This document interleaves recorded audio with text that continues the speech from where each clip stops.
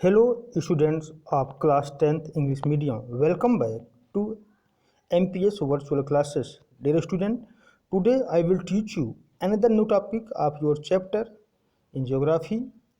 Our new topic is conservation measures of land degradation.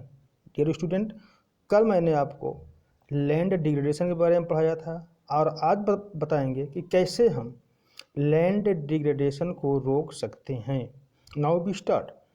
To solve the problems of land degradation the methods given below can be employed. तो कुछ method नीचे दिए गए हैं. इन तरीकों के द्वारा हम लैंड डिग्रेडेशन को रोक सकते हैं. Okay, now the first point, afforestation and proper management of grazing land. Afforestation means वृक्षारोपण, मतलब अधिक से अधिक संख्या में वृक्षारोपण करके हम लैंड डिग्रेडेशन को रोक सकते हैं. तथा जो ग्रेजिंग लैंड है, मतलब जिन भूमियों पर हम लोग अपने जानवरों को चराया करते हैं, उनका प्रॉपर मैनेजमेंट करके भी हम इसे रोक सकते हैं. Now second point, discharge and disposal of industrial waste after treatment. और इंडस्ट्रियल वेस्ट जो निकलता है इंडस्ट्रियों से, उसको डिस्चार्ज करने के पहले, मतलब नदियों में या भूमि में छोड़ने से पहले उसका प्रॉपर ट्रीटमेंट करना चाहिए. इससे उसमें जो हानिकारक केमिकल्स होते हैं वो नष्ट हो जाते हैं, जिससे लैंड जो है डिग्रेड होने से बच सकती है. Third point, control over mining activities. Mining activities ऐसी एक्टिविटीज़ हैं जिनके थ्रू हम लोग पृथ्वी से कोल, आयरन इत्यादि खोदकर निकालते हैं. तो ऐसी एक्टिविटीज़ को भी हम कंट्रोल करके, कम से कम करके लैंड डिग्रेड होने से बचा सकते हैं. Next point, planting of shelter belts of trees in arid areas. तो जो एरिड एरियाज है, शुष्क क्षेत्र हैं, वहाँ पर शेल्टर बेल्ट्स बना करके, मतलब ट्रीज को प्लांट करके हम लैंड डिग्रेड को रोक सकते हैं. तो ये शेल्टर बेल्ट्स क्या होते हैं पहले जान लेते हैं. Planting lines of trees to create shelter also work in similar ways. Rows of such trees are called shelter belts.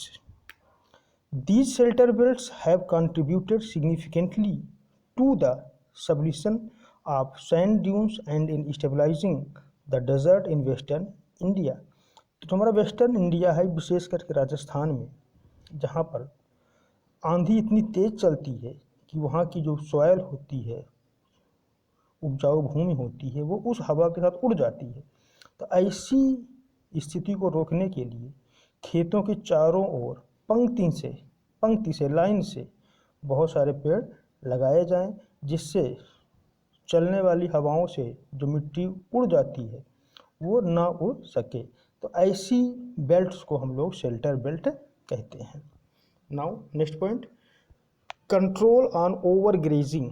हम लोग देखते होंगे अपने आसपास जानवर चरते रहते हैं, और ऐसे जानवरों की जो पैर होते, खुर होते, उनसे बहुत सारी मिट्टी कट जाती है, जो कि बरसात के समय या हवा आदि के चलने पर वो बहुत ही उपजाऊ सॉइल, फर्टाइल मिट्टी नष्ट हो जाती है, उड़ करके या बह करके नदी नालों में चली जाती है, जिससे खेतों की जो फर्टिलिटी होती है वो समाप्त हो जाती है. तो इसको ओवर ग्रेजिंग को रोक कर भी हम लैंड डिग्रेडेशन को कम कर सकते हैं.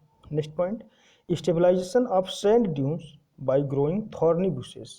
जो सैंड ड्यून्स होते हैं, बालू के टीले होते हैं, इनकी स्थापना करके. अब इनकी स्थापना कैसे करेंगे? जो थॉर्नी बुशेस होते हैं, मतलब कटीले पेड़ पौधे झाड़ियाँ होती हैं, इनको अधिक से अधिक संख्या में यदि हम लगाएंगे, विशेष करके डेजर्ट एरियाज में, एरिड एरियाज में, तो मिट्टी उड़ने नहीं पाएगी, बल्कि इन वृक्षों में अटक करके मिट्टी वहीं पर रह जाएगी. Okay, last point, managing waste lands. तो वेस्ट लैंड हम देखते हैं हमारे चारों ओर पड़ी होती है, जिस पर कोई कृषि नहीं होती है. तो ऐसी वेस्ट लैंड का प्रॉपर ट्रीटमेंट अगर किया जाए तो उस वेस्ट लैंड को भी हम लोग फर्टाइल लैंड में कन्वर्ट कर सकते हैं. Now students, some questions for you as homework. The first is, why are shelter belts grown? Second, mention 2 ways to solve the problem of land degradation. And the last, what is the percentage of land degradation in India? Thank you.